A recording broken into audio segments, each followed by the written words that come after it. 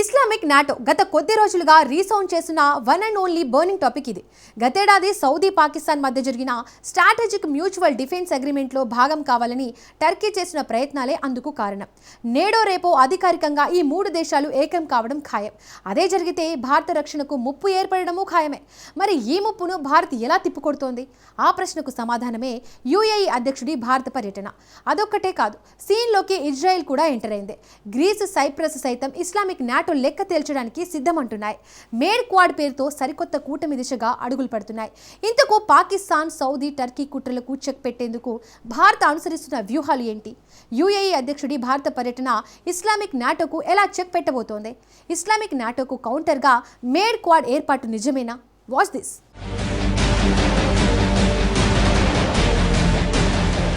Target Bharat. Islamic నాటోపై Pak, Saudi, Turkey focus.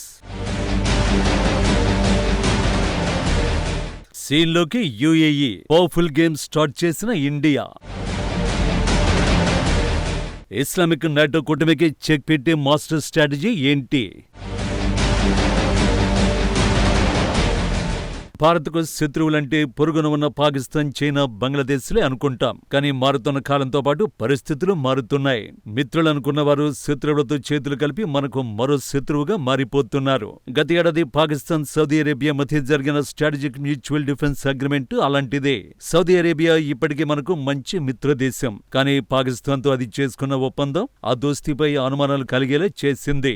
ఈ ఒప్పందం ప్రకారం ఎవరైనా ఒక దేశంపై దాడి చేస్తే తమపై కూడా దాడి చేస్తున్నట్లుగా భావించి ఇద్దరూ కలిసి శత్రువును ఎదుర్కొంటారు. నేడో రేపు టర్కీ అధికారికంగా ఈ ఒప్పందంలో భాగస్వామి అవడం ఖాయం. అదే తరహాలో అన్ని ముస్లిం దేశాలు నాటోగా ఏర్పడాలని టర్కీ తీవ్ర ఒత్తిడి తెస్తోంది.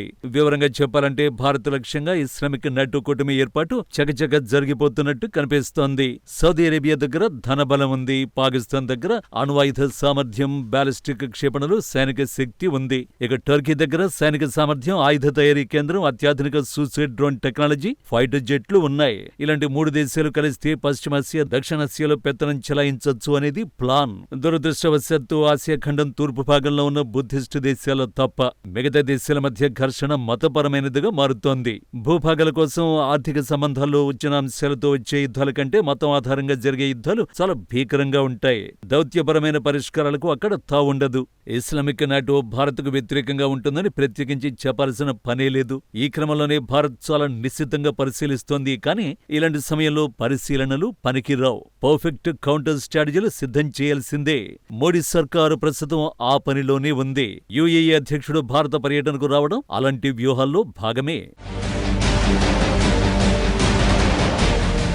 యునైటెడ్ అరబ్ ఎమిరేట్స్ అధ్యక్షుడు Sheikh Mohammed bin Zayed Al Nahyan ఆకస్మికంగా భారత్కు రావడం అంతర్జాతీయంగా చర్చనీయాంశమైంది. ఇరాన్, అమెరికాల మధ్య ఉద్రిక్తతలు, సౌదీ, పాకిస్తాన్, టర్కీల మధ్య సైనిక రక్షణ ఒప్పందాల నేపథ్యంలో ఈ పర్యటన వెనుక గల్ఫ్ దేశాలలో నెలకొన్న రాజకీయ అస్థిరత, అంతర్గత కుమ్ములాటలకు భారత్ సహాయం కోరడానికి మొహమ్మద్ బిన్ జాయిద్ వచ్చారా అన్న ప్రశ్నలు వినిపించాయి. ఈ పర్యటన కేవలం ద్వైపాక్షిక సంబంధాలకే కాకుండా మధ్యప్రాచ్య రాజకీయ పరిణామాలకు కూడా అనుసంధానమై ఉందని విశ్లేషకులు అంచనా వేశారు.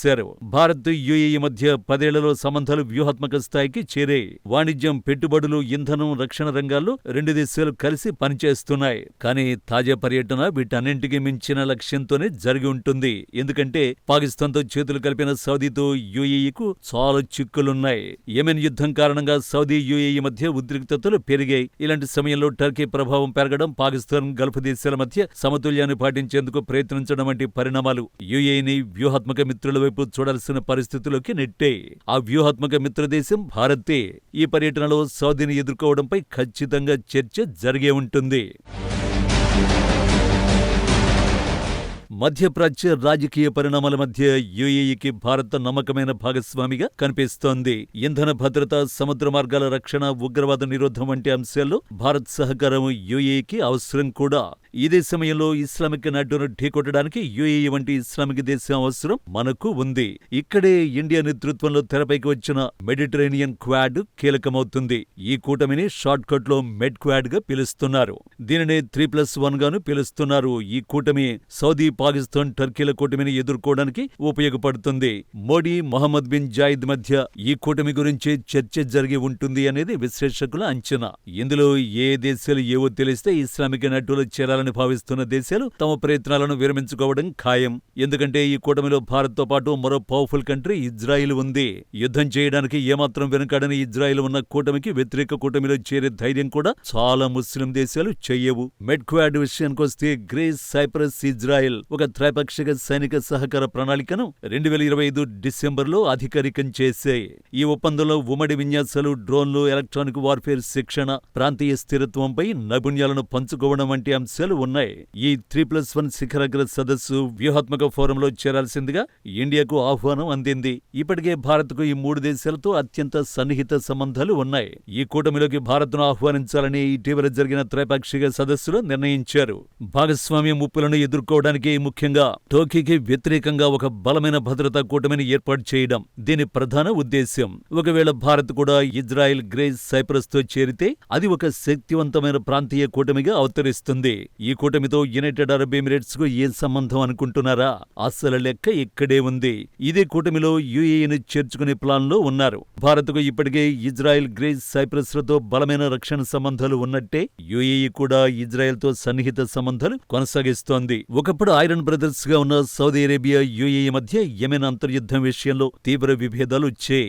ఇటీవల వ్యవహారం దాడుల వరకు వెళ్లింది. ఇది సరిపోదన్నట్టుగా ఇస్లామిక్ ప్రపంచానికి నాయకత్వం వహించాలని, ఒట్టోమన్ సామ్రాజ్యాన్ని తిరిగి పునరుద్ధరించాలని టర్కీ పగటి కలలు కంటోంది. సౌదీ, పాకిస్తాన్ మధ్య ఉన్న స్ట్రాటజిక్ మ్యూచువల్ డిఫెన్స్ అగ్రిమెంట్ లో చేరాలని చూడ్డానికి కారణం అదే. ఇలాంటి సమయంలో సౌదీ, టర్కీ మధ్య స్నేహం యుఏఈకి కూడా మంచిది కాదు. సింపుల్ గా చెప్పాలంటే తన ఆధిపత్యాన్ని కాపాడుకోవడంతో పాటు సౌదీ ముప్పును తిప్పికొట్టడానికి యుఏఈకి బలమైన మిత్రులు అవసరం. మెడ్క్వాడ్ కంటే బలమైన కూటమి ఇంకేముంటుంది? అందుకే Sheikh Mohammed bin Zayed Al Nahyan భారత పర్యటనకు వచ్చారు అనేవారు కూడా ఉన్నారు. ఓవరాల్ గా పాకిస్తాన్, సౌదీ, టర్కీ కుట్రలకు కౌంటర్ గా భారత్ పెద్ద శక్తులని రంగంలోకి దించుతోంది అనుకోవచ్చు. ఇజ్రాయిల్, గ్రీస్, సైప్రస్ లకు యుఏఈ తోడైతే మెడ్క్వాడ్ కూటమికి తిరుగుండదు. అప్పుడుంటుంది అసలు సిసల ఆట.